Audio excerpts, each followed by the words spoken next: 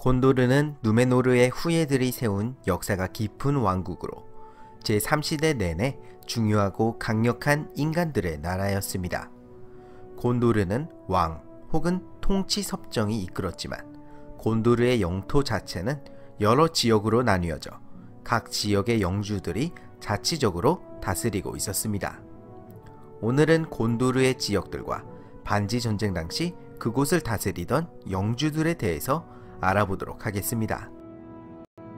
아노리에는 곤도르의 수도인 미나스 티리스가 포함된 땅으로 이 지역은 북쪽으로까지 뻗쳐 있었습니다. 이 땅의 이름은 이실두르의 동생인 아나리온의 이름을 따서 지어졌다고 합니다. 이 지역의 유일한 도시는 미나스 티리스였습니다. 그리고 동쪽의 중요한 방어 거점인 카이르 안드로스 섬에는 요새가 세워져 있었습니다. 미나스 티리스와 카이르 안드로스 덕분에 동쪽의 위험으로부터 방어된 아노리엔의 백색 산맥 북쪽의 땅은 비옥하였습니다. 덕분에 농부들이 많이 살았지만 이들은 두루아단 숲에는 얼씬도 하지 않았습니다. 왜냐하면 이 숲은 저주를 받았다고 소문이 나 있기 때문이었습니다. 사실 드루아단 숲은 고대부터 가운데 땅에서 살아온 인간의 한 부족인 드루에다인이 살고 있었습니다. 이들은 다른 인간들과 굉장히 다르게 생겼고 나무와 돌을 가까이 하며 원시 형태에 가까운 생활을 하고 있었습니다. 그리고 외부로부터 몸을 숨기고 자기들끼리 비밀스럽게 살아왔습니다. 하지만 반지 전쟁 당시 모르도르의 대군이 카이르 안드로스를 점령하고 아노리엔을 침범해 로안의 원군이 올 대로를 가로막자 드루에다인의 족장인 간부리가는 로안의 군대를 자신들만이 아는 숲속의 지름길로 인도해 펠레노르 평원의 승리에 큰 공헌을 하였습니다. 반지 전쟁이 끝나자 왕위에 오른 아라고르는 두루아단 숲을 영원히 드루에다인 족에게 하사하였습니다.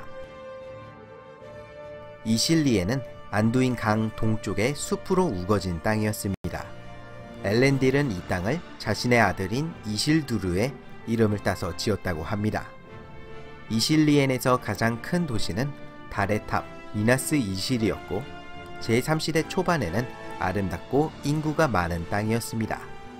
하지만 2002년 나주굴이 미나스 이실을 빼앗아 모르도르의 거점으로 삼았고 도시는 곧 미나스 모르글로 이름이 바뀌게 됩니다.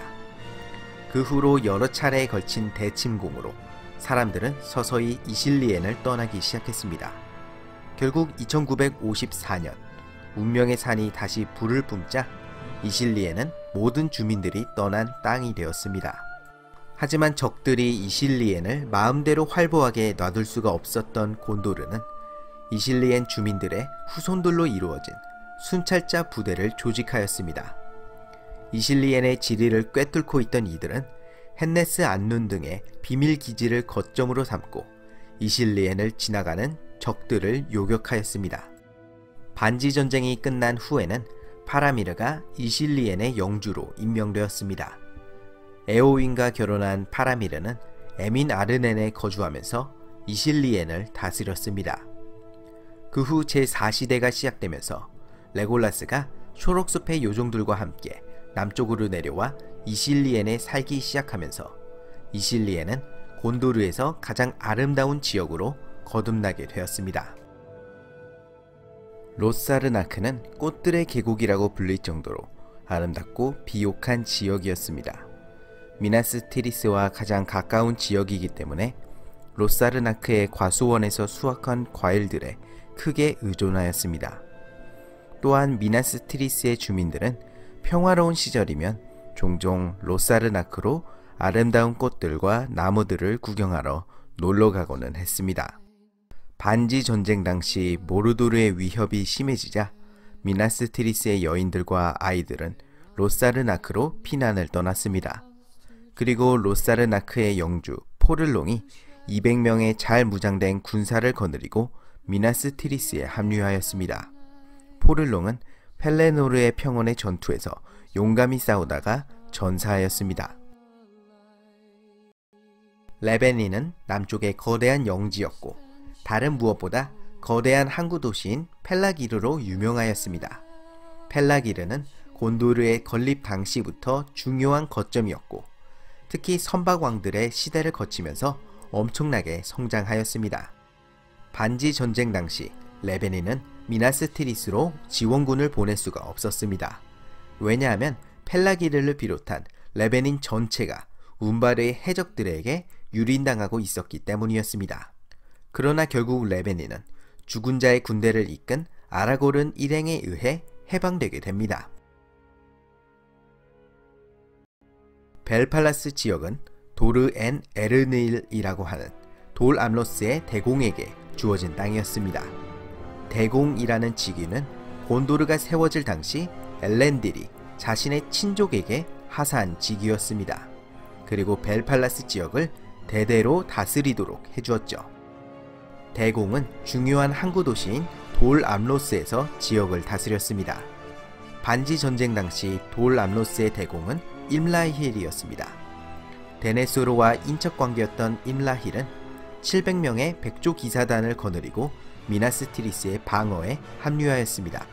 그리고 간달프와 함께 미나스 티리스 최고 지휘관으로서 공성전을 치렀습니다. 이후 펠레노르 평원의 전투와 검은문의 전투에서 서부의 중요한 지휘관으로 활동한 임라힐은 로한의 에오메르와 친분이 돈독해졌습니다. 그리고 반지 전쟁이 끝나고 딸인 로스리에를 에오메르에게 시집을 보내게 됩니다. 이후로도 돌 암로스의 대공 지위는 임라힐의 자손들에게 이어졌습니다. 라메도는 여러 계곡들로 이루어진 땅으로 곤도르에서 가장 인구가 많은 지역이었습니다. 반지 전쟁 당시 라메돈의 영주였던 앙그보르는 해적들로부터 곤도르의 남부를 보호하기 위해 미나스 티리스 대신 레베닌의 린히르의 군사들을 이끌고 합류하였습니다. 그곳에서 앙그보르는 용감히 싸워 남부인들과 해적들의 공격을 최대한 막아내었습니다. 아라고른이 죽은 자의 군대를 이끌고 도착하자 곤도르인들과 해적들 모두 겁을 먹고 도망쳤지만 앙그보르만은 홀로 그들을 두려워하지 않았습니다. 앙그보르의 도움으로 펠라기르에서 곤도르 군사들을 소집한 아라고르는 이들과 함께 탈취한 해적들의 배를 타고 전진해 미나스 티리스를 구원하였습니다. 앙그보르는 따로 4,000명의 군사들을 이끌고 나중에 출발해 아라고른이 검은 문으로 출진한 사이 미나스 티리스를 수비하였습니다. 링글로 계곡은 라메돈을 가로지르는 링글로 강이 흐르는 계곡이었습니다. 반지 전쟁 당시 링글로 계곡의 영주는 아들 데르보린과 300명의 군사들을 미나스 티리스에 보내 수비를 도왔습니다. 안팔라스는 바다와 길게 맞붙어 있는 해안 지역으로 반지 전쟁 당시에 안팔라스는 운바르의 해적들에 의해 공격을 심하게 받았던지라 미나스 티리스에 많은 원군을 보낼 수가 없었습니다. 하지만 영주인 골라스길은 지역의 용감한 사냥꾼들과 어부들 그리고 종복들을 거느리고 미나스 티리스 방어에 참여하였습니다. 모르손드 지역의 검은 뿌리 계곡은 곤도르인들 가운데에서도 뛰어난 명궁으로 유명하였습니다.